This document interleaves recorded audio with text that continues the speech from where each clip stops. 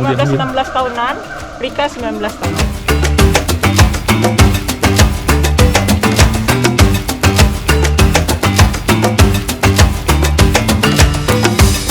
Luasnya kita 4 hektar, tapi yang baru kita bangun, baru develop itu 2,7 hektar. Kita memang agak beda konsepnya dengan kebun binatang. Kita ambil suasana hutannya, bisa dilihat. Terus kita juga beberapa satwa yang memang bisa kita biarkan dia bebas, kita bebasin. Kita minimize banget yang bersifat kandang. Dan kita sih berpikir yang penting tamu kalau datang ke sini, mereka bisa interaksi, mereka bisa punya experience langsung sama satwanya. Jadi nggak hanya lihat-lihat dari jauh.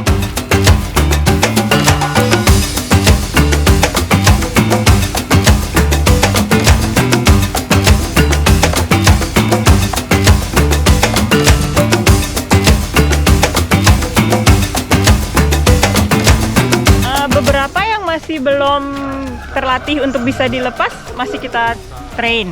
Tapi kalau dia udah bisa dipercaya untuk dia dilepas, pasti akan kita tangkar aja dia.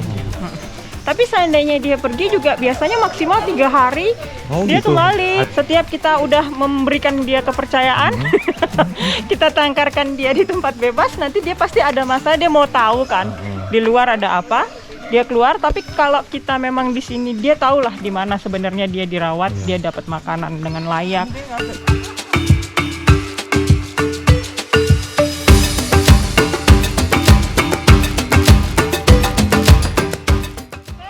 Asli penduduk sini. Jadi dulu waktu kita baru buka ini kita yang datengin trainer dari luar, ahli burung, ahli gajah dari Lampung, dari mana untuk nge-training masyarakat sini. Nah sekarang mereka udah dipegang langsung sama orang sekitar sini. Ya. Jadi nggak disangka ternyata orang NTB, orang Lombok bisa megang gajah, megang orang hutan. Gitu.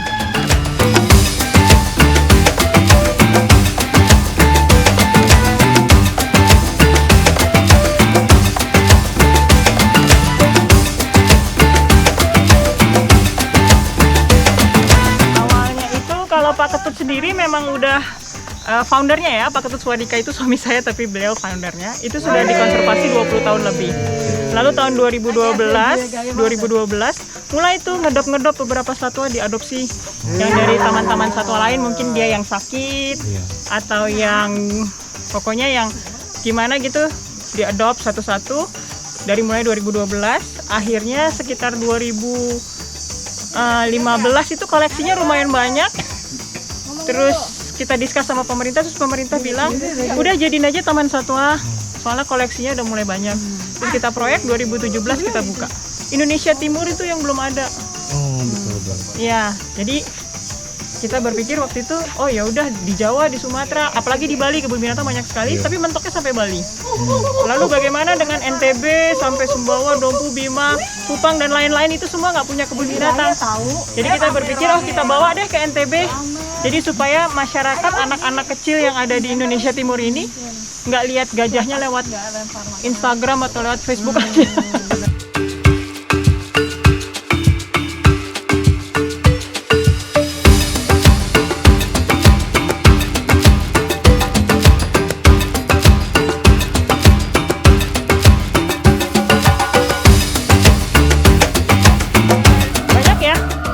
Bisnis lain kan kita hanya memikirkan antara manajemen dengan customer. Kalau ini lain, ada pihak ketiga yaitu satwa itu sendiri. Yang mana sebenarnya yang menjadi prioritas nomor 1 sih mereka. Satwanya itu sendiri. Tantangannya banyak khususnya karena kita kan di Lombok. Agak jauh. Padahal semua sarana medis, obat-obatan semuanya itu banyaknya di Jawa. Tapi kita di sini nggak ada yang ngambil dari hutan ya. Karena kita percaya kalau satwa udah lahir dan besar di hutan, biarkan saja mereka di hutan. Ya, jangan kita tangkap, tapi kita lebih fokus ke satwa-satwa yang memang sudah lahir dan besar lama tinggal di lembaga konservasi. Karena mereka memang sudah terbiasa dengan pola hidup di captive kan. Jadi kalau mereka di alam udah beda.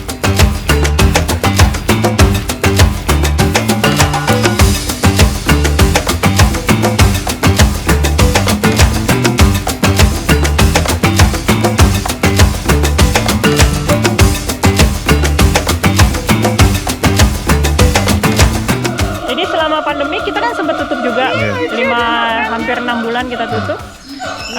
Tapi ya selama pandemi ini kita sih otomatis langsung switch ya. Ya kita nomor satu yang menjadi prioritas pasti mereka.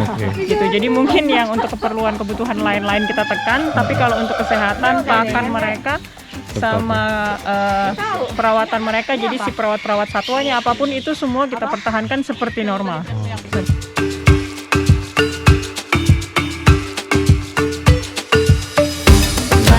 Membuat seperti subsidi silang. Jadi kita jual tiket ke asing itu kan cukup tinggi harganya. Nah, lalu kita berikan kepada masyarakat lokal untuk bisa masuk dengan harga tiket yang benar-benar murah, mungkin hanya 20% dari si turis asing itu bayar. Untuk turis asing itu dulu tiket masuk saja 200.000 per orang. Tapi kita jual paket. Jadi ada paketnya harganya 650.000. Tamu bisa datang, mandiin gajah, main-main sama orang hutan, terus bisa keliling sambil kasih makan, animal feeding sama guide, dan dapat lunch. Jadi dengan 650.000 per orang, dia dapat semua experience-nya. Nah setelah itu subsidi silangnya gimana? Lalu kita jual lah. Kita bisa kasih ke anak-anak pelajar-pelajar itu dengan tiket murah. Kita jual dengan harga 30.000. Terus kalau untuk lokal NTB itu kita jual dengan harga 50.000, 60.000. Jadi subsidi silang.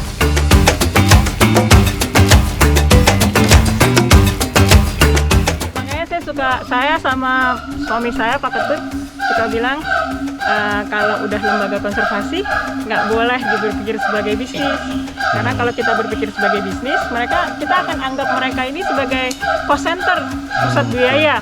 Tapi kalau kita memang sayang sama satwa, kita nggak akan merasa mereka pusat biaya. Sama kan kayak kita punya kucing aja di rumah atau punya anjing di rumah, kita beliin mainan apa. Nah sama juga dengan mereka sih. Jadi ya kita yang penting kita tekan di expand yang lain, kita fokuskan sama kesehatan mereka.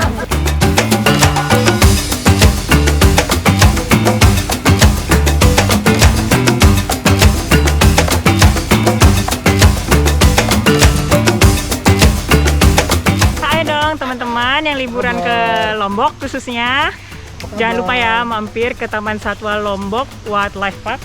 Ini dia, kita ada di Lombok Utara. Jadi kalau teman-teman mau ke arah Rinjani ataupun mau ke Gili Trawangan, itu udah satu jalan sama kita.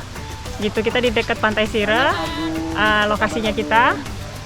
Support kesejahteraan satwa ini.